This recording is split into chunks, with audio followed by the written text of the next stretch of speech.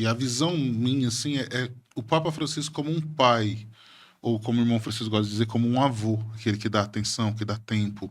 E como ele tinha o dom de, a impressão que nos passava, de que nenhum problema era pequeno, ou nenhum problema do outro era sem importância.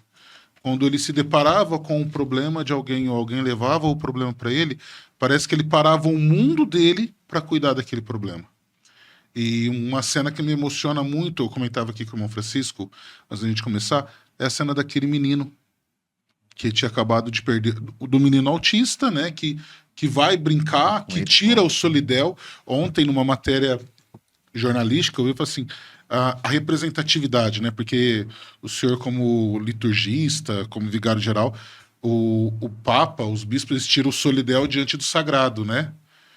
Então, pensar que ele permitiu que uma criança tirasse o solidel dele, ele ficasse diante daquela criança autista sem o solidel. Então, essa transmissão de que a vida é sagrada, né? E também aquela e do menino que, quando perde o pai, que era ateu, e ele numa celebração, um monte de gente, ele vê aquele menino pequeno chorando, permite que aquele menino vai até ele, e ele para tudo para ouvir aquele menino e trazer a resposta. Esse legado ou essa proximidade de um líder da igreja, até mesmo um líder mundial, eu não me lembro de outra pessoa tendo isso.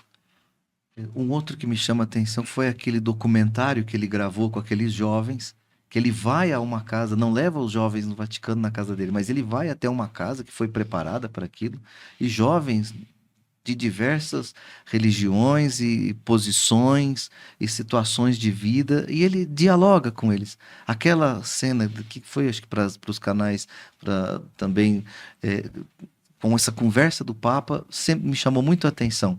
Essa proximidade e ali aquela conversa franca deles perguntando as coisas difíceis para o Papa responder, porque envolvia outras coisas, né? Ele nunca fugia, né, da pergunta, né? Ele parece assim, e eu acho que até muito isso levou em algumas polêmicas que as pessoas perguntavam, e ele não tinha vergonha de responder.